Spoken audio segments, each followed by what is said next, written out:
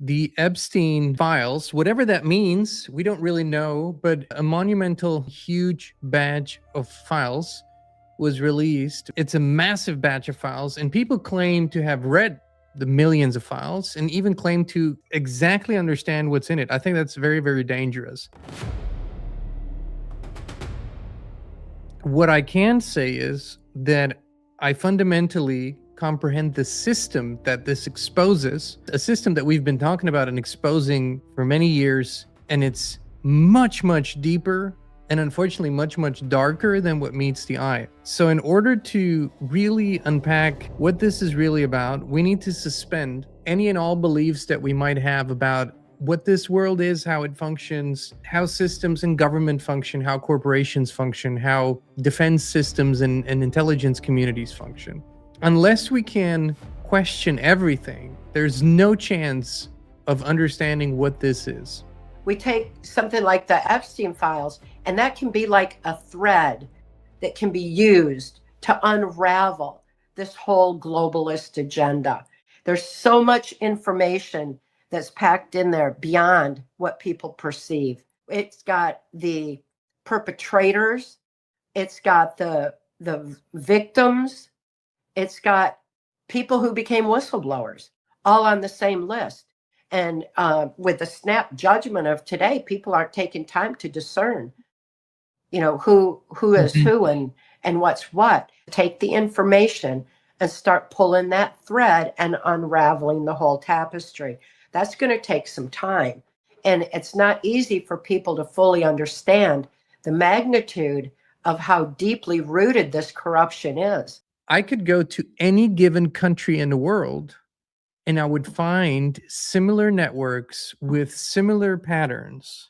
For example, one big one in Belgium, and that has, in Belgium, that's really come up over the years many times, but there was a famous case, was the Marc Dutroux case, and he's still incarcerated, which in reality, after it was truly researched, uncovered a vast network that went into the royal house, that went into all facets of government, law enforcement, justice system, and the elites of that country and beyond. A vast network that was involved in ritualistic sexual child abuse and trafficking, in blackmail operations and so forth. You go into any other country and you will find a similar version of this. So to say this is a unique situation, unfortunately, it is not a unique situation at all. But it gives us the opportunity to ask the bigger questions. Why are these things happening? And there are layers to this. Wherever we look deeper, we find secret societies that are comprised of some of the most powerful people. I won't say all. It wouldn't be responsible to say all of them, but it always shows the same picture, that these folks gather in rituals and they wear certain clothing. They use certain times to do that. They're very adamant about geography, geometry. And you start to ask yourself, is this about sexual gratification first and foremost, or is there something more? And on some levels, the sexual gratification part, yes. But that's not the origin of this. Since the beginning of human history, humans have been enslaved by an unseen force called the Archons. These beings have an insatiable taste for the death and suffering of any living creature, mainly humans. When humans suffer, life force energy called loosh is spewed from the body, making the human a tastier meal for these trans-dimensional beings. According to Robert Monroe, loosh is created by constantly being fearful, living purely materialistic, low-vibrational intentions and thoughts, indefinite wars, poverty, natural disasters, diseases, and all situations where people suffer and die to consume their loosh energy. The greater the suffering the living being goes through, the more loosh energy is produced. Monroe claims he astral projected over 1,000 times and has been doing that for more than a decade.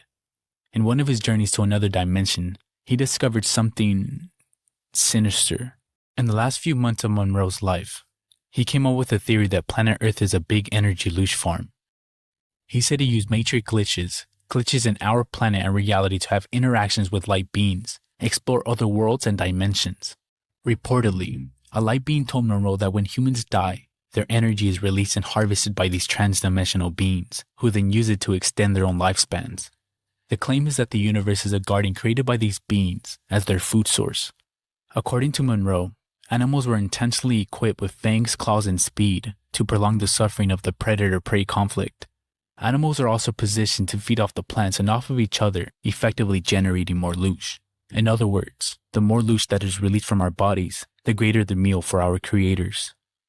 Through time, centuries and millennia, a vast system was created that exists almost everywhere on Earth, and that is sort of a parallel culture, a parallel system that exists everywhere, and that is an industrial scale loosh production. It's not just that children go missing or are abducted, it's that children are bred, that women are in live in farms that are basically like breeding farms, like you would have breeding chickens. Thousands and hundreds of thousands of women literally breed babies to then be used in these networks for these purposes.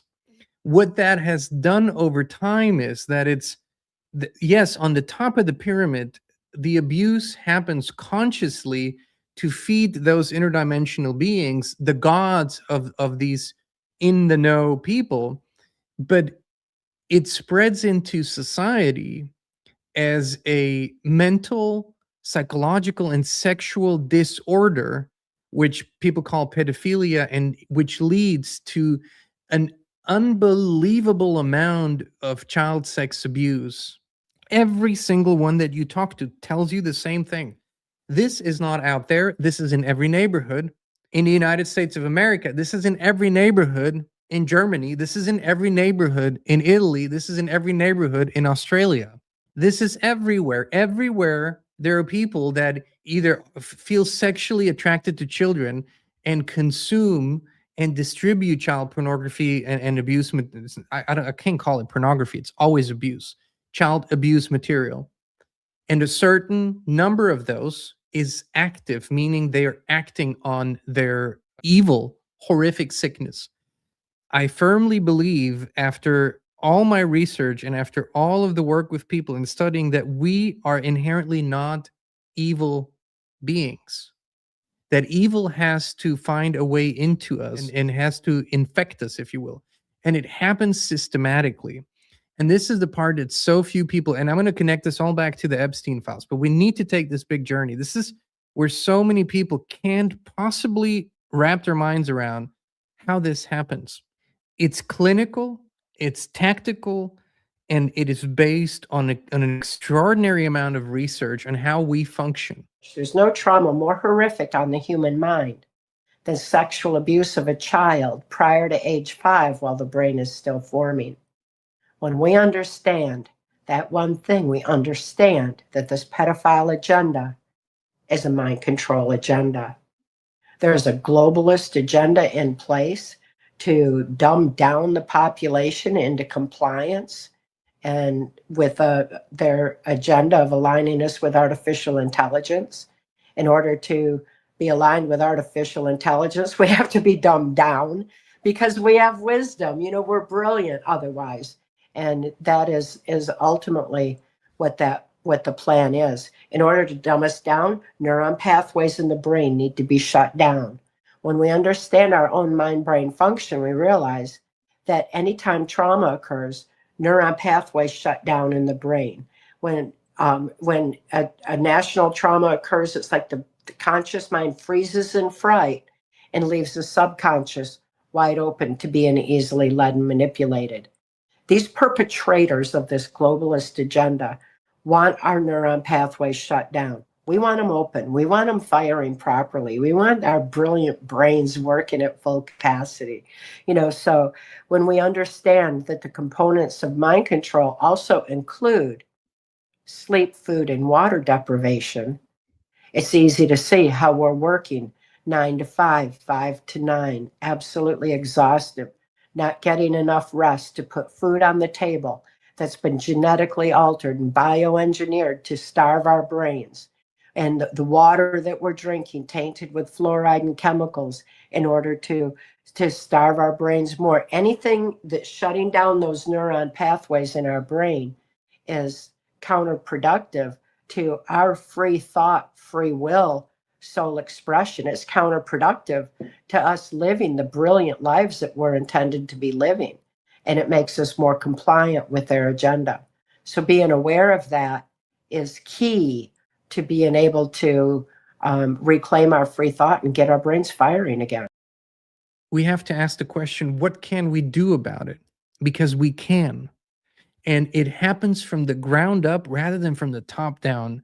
And so the number one word in our lives, individually and in our work that we put out there, has been healing for a reason. We don't know, most of us don't know what exactly we were exposed to and how we have been manipulated, deceived, and abused in our earliest years. Because the way that our psyche operates and functions, it usually hides those things from our conscious mind so that we can live everyday life. So we don't know often why we carry such a darkness or heaviness inside of us, why we are sad or depressed or attracting a certain kind of, energy and people into our lives. And it is all happening by design. The methods that Mark taught me for healing were to write out memory, because now that the memory was leaking out and it was like intruding on my present, and I started remembering the things I'd been tortured to forget, he told me to write it out. He said, because the very act of moving a pen activates the logic, critical analysis part of the brain. So it takes that emotionally incomprehensible repressed trauma, shifts it over to the logic part of the brain where it's written out on paper, consciously seen, and all of a sudden healing happens psychiatrically, psychologically, emotionally, spiritually, everything all at once from that one simple little brain trick. It's such an important brain trick that if we got writing by hand back in the school system, we could stop the indoctrination of children. If people everywhere picked up a pen and paper and started writing, they would be able to write out their fear, their trauma, their grief, their guilt, whatever it is that's immobilizing them. And then add a solution. Because Mark told me too, voice no negatives without a solution. Not only did that keep me from just complaining about my past, but it forced me to think in new ways. After only following orders for 30 years, I had to learn to think for myself, to expand my thinking. And to think in terms of a solution opens more neuron pathways in the brain. So everyone everywhere can start to open those neuron pathways to overcome whatever they've had to deal with in life, to expand their thinking beyond controlled media's repetitive narrative. The cycle of abuse, the cycle of torture, the cycle of loosh production. This interdimensional species ultimately starves when we begin to be who we truly are, and when we begin to raise our consciousness, heal our traumas, and live up to our fullest potential, then we don't give them what they need and they starve, and they have no more access to us, our energy, our creativity, and our divinity. Your environment shapes everything, your thoughts, your health, your energy, but most people never question the invisible field they live in. We did, and that's when FLFE found us. It's not a product, it's a field of pure life force energy that lifts everything it touches. We now live in it 24/7, and we would love to invite you to experience it too. Start your free 15-day trial now. No pressure, no strings attached. Just the truth, resonance, and peace.